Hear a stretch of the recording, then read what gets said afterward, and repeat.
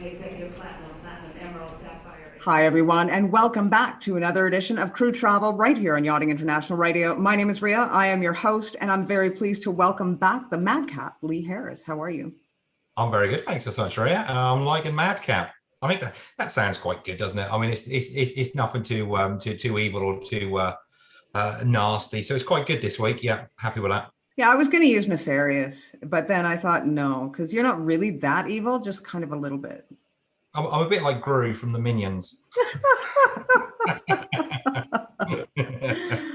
Oh, yeah, well, Madcap it is. And I have to mention that Crew Travel is brought to you weekly by Blue Marine Travel, who haven't lost a passenger since Lee Harris was born back in the early 70s. Late 70s, but close enough.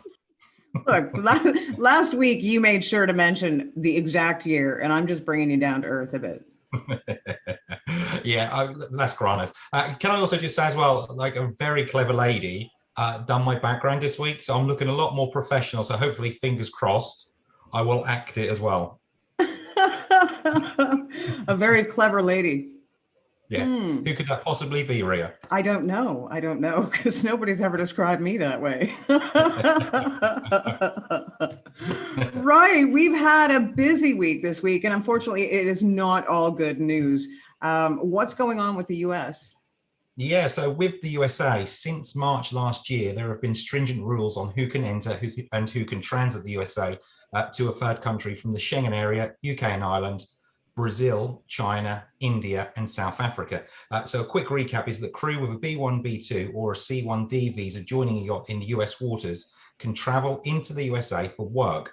Anyone wishing to transit the USA to a third country needs to have a C1D visa to be able to do so.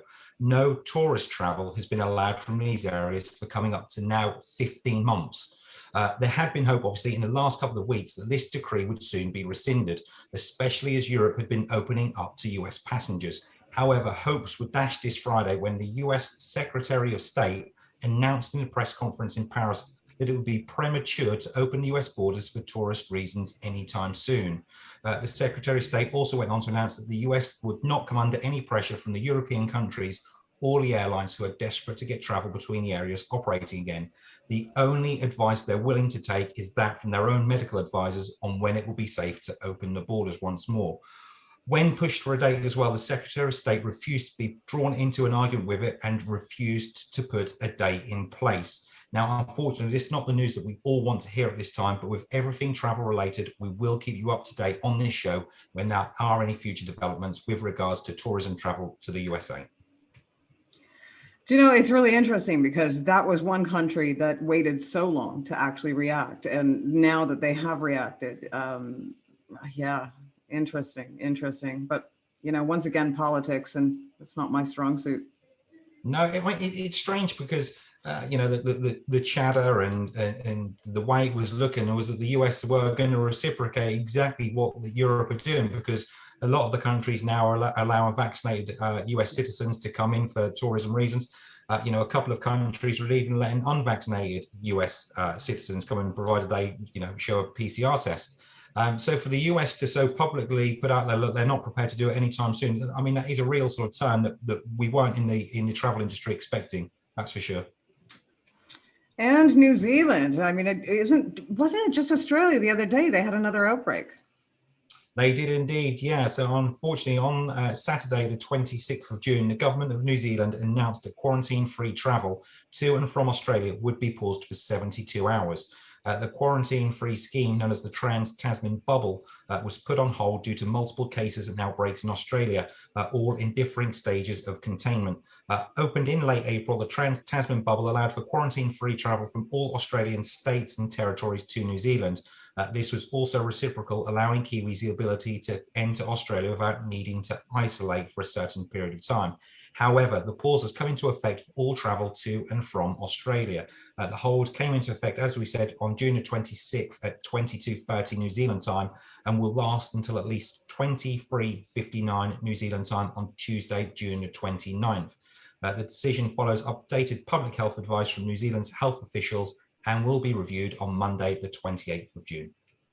And that is a result of what happened in Australia just the other day. Yeah, unfortunately, basically what happened was an Australian citizen travelled to Wellington in New Zealand, and on their journey back, they tested positive for COVID, and it was the Delta variant, unfortunately. So it's been a bit of a mad scramble. Wellington has gone to tier level 2, so more restrictions in place for that. And also on top of that, Sydney have had an outbreak, which is spread. I think they had about 31 community cases yesterday. So New Zealand have put a hiatus on the Trans-Tasman bubble. There's going to be news tomorrow. In all honesty, I've got a feeling it could be delayed a little bit longer, but we'll keep our fingers crossed. Yeah, there was a limousine driver that tested positive. I guess he picked up some international travelers, and it was against all laws because he was supposed to be vaccinated in order to be doing his job, and he wasn't, and he caught the Delta variant and spread exactly it. Right. He did, yeah. I think he was actually ferrying around the air cabin crew. That's who he was ferrying around. That's that was his job to do so. So you would have thought it would have been they would have all been vaccinated and it would have all been good and fine. But yeah, clearly not. I guess it's like everything, is that there's going to be issues that crop up. It's just a matter of how you work with them, and hopefully, fingers crossed. This is only 72 hours. After Tuesday, we'll get back to having a Trans-Tasman bubble because it's worked really well up until this point. I've got to say, I talked about my experience on it 2 or 3 weeks ago when I went to the yacht show, and I've got to say they were brilliant. It was a brilliant trans bubble which worked perfectly for me personally, anyway. So hopefully, fingers crossed. Like I said, it's just a minor blip, and it'll all be back up and running again on Tuesday. Nice. Well, hopefully they caught it in time. And the UK. Yeah, so the UK crew have been given more foreign holiday options, with Spain's Balearic Islands, Malta and Madeira among the destinations added to the green list in the latest update to the UK's travel light system this week. Changes to the policy are made based on the COVID-19 situation in different countries. Now, notable countries on the green list this week include Antigua, the Balearic Islands, namely Ibiza, Mallorca and Menorca, Barbados, Bermuda, Madeira, Singapore and the Turks and Caicos Islands. The changes come into effect at 4 a.m. on Wednesday, the 30th of June. People returning from a country on this list will not need to quarantine and will only be required to take one test 2 days after arriving in the UK. That is good news, especially, right now, I feel bad for crew from the UK because not only do they have to navigate this whole Brexit thing, that's hard enough on its own. And then you throw in, where you can and cannot go, especially in the hot yachting spots like the US and the Balearic Islands and the coast of France, and all the issues there too. Yeah, it's pretty difficult to get to and from where you want to go. It is, yeah. UK crew do seem to have been hit quite hard, They do tend to pick up a lot of the different variants that are going around with regards to COVID, for whatever reason. Again, I'm not going to get political because it's not my bag. I don't know enough about it, to be honest with you.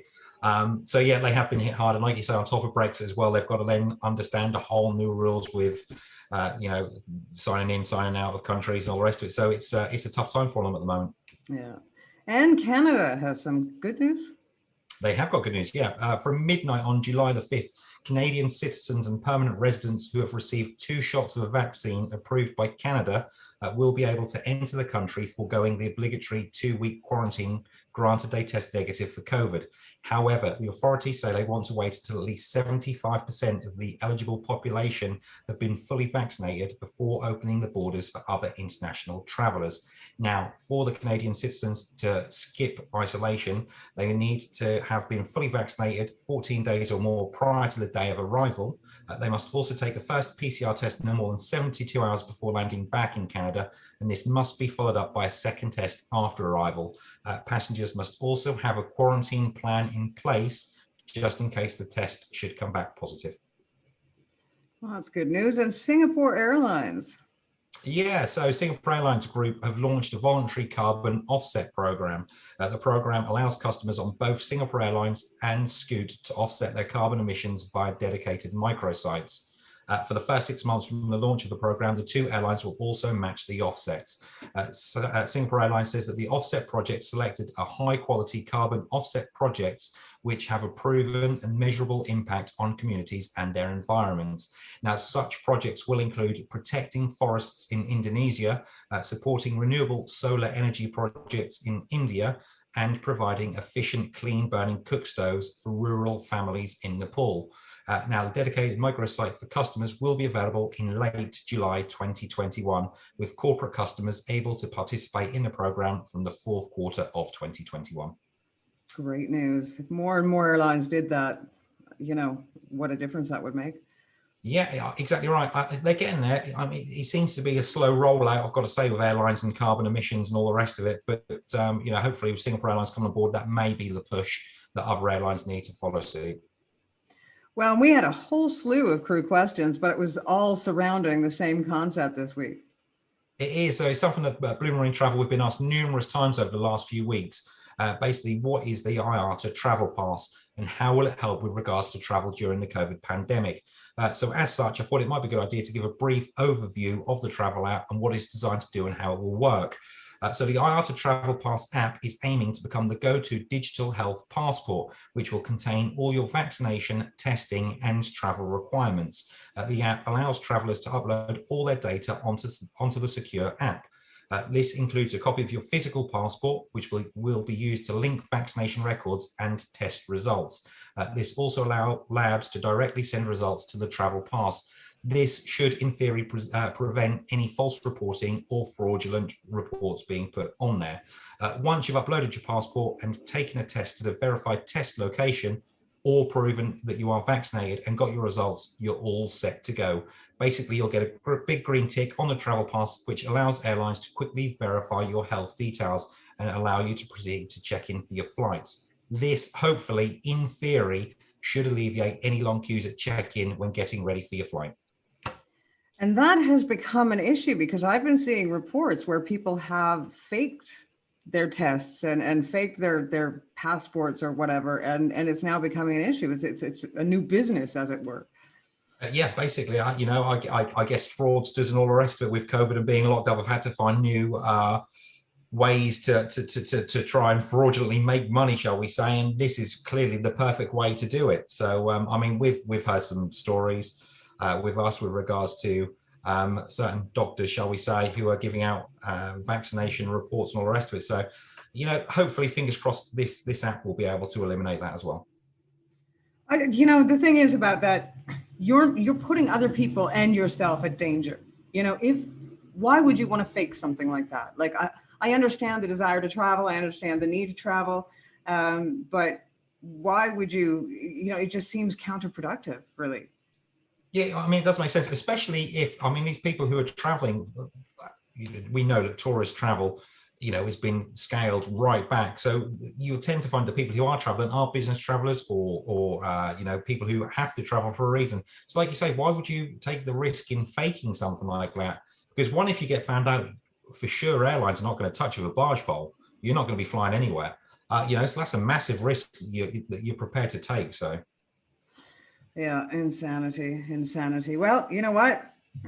It's the human race, right? If it can be done, we'll try and do it, even if it's wrong. Exactly right. Yeah, we're all just fallible people. Yeah.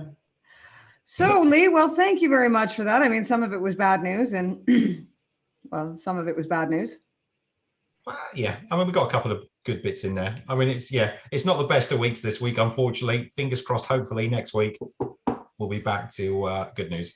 Yeah, well, I have to say, the one good news that really sort of stood out to me was the Balearic Islands and certain areas becoming more accessible for UK crew because, like I said, they're having a hard time of it now anyway. So the ability to sort of travel back and forth and do their dock walking and whatever else and look for work, they need that break at least. Indeed, exactly right. Yeah, like we keep saying, the more places open up, fingers crossed, hopefully, and with the vaccine rollout starting to kick into gear, then, we can get back to, I hate using the phrase, but the new normal, I guess. No, we will get back to the new normal. And I'm not even sure what that's going to look like or what it is. But yeah, I guess there's one coming. We'll see. We will do indeed. Yeah, it's going to be interesting times anyway. It is. Once again, you've been watching another edition of Crew Travel right here on Yachting International Radio. My name is Rhea. I have been your host. We'll see you again next week.